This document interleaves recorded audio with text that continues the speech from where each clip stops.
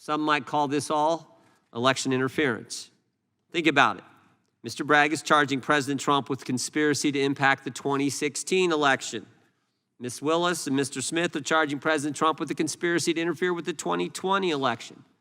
Seems to me the conspiracy is between Bragg, Smith, and Willis working to interfere with the 2024 race. The Mar-a-Lago case is plagued with singular moments where prosecutors took incredibly aggressive and I would say prejudicial steps, the likes of which I had never seen in 35 years of practice on both sides of the aisle. The Biden administration, and most notably the Department of Justice, appears to have embarked on a journey of political persecution of those with whom it disagrees, with the end result being the total social, economic, and political domination of the populace. I've been up here for 24 years.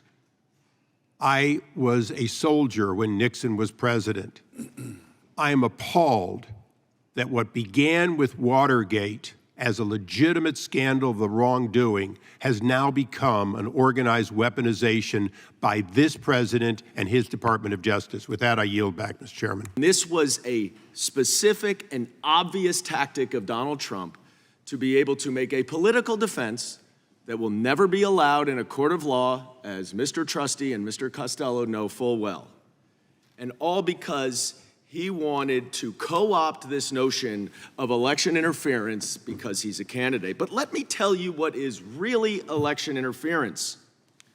Withholding military aid to an ally in the middle of a war in order to coerce and extort a foreign government to investigate a political opponent. Welcoming a foreign country to illegally interfere in our election and then using that interference for his own benefit, as Donald Trump did with Russia in 2016. Spend a year and a half on a completely bogus impeachment investigation into the president without finding a single piece of evidence of wrongdoing. And in fact, the chairman of this committee said the best evidence of President Biden's wrongdoing was a completely false accusation planted by Russia just before the 2020 election. Interesting timing. Election interference, huh? That's what this is all about. Ms. Weinbanks, there are 4 indictments against Donald Trump, is that right? Correct.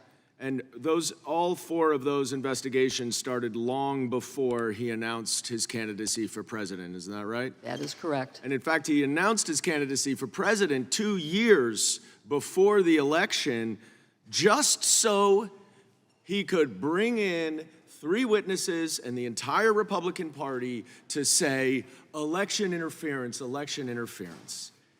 These investigations long predated it.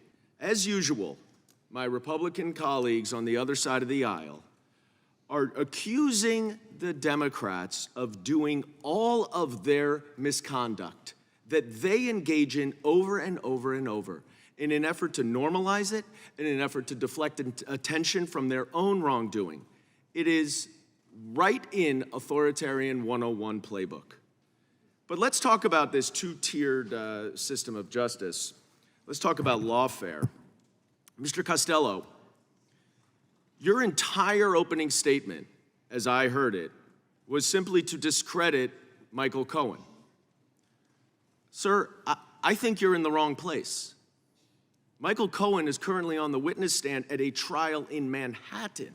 And if you have information about Michael Cohen's testimony, you should talk to Donald Trump and his lawyers to see if they want to call you as a witness to impeach Michael Cohen.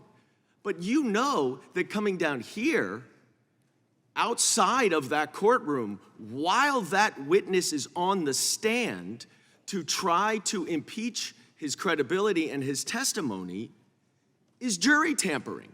You know it is unethical. You know that you are trying to discredit a current witness at a current trial who is testifying right now outside of that courtroom. You know better, and it is shameful. Mr. Trusty, you and I worked together at the Department of Justice. We had a number of interactions related to organized crime. I had no idea what your politics were.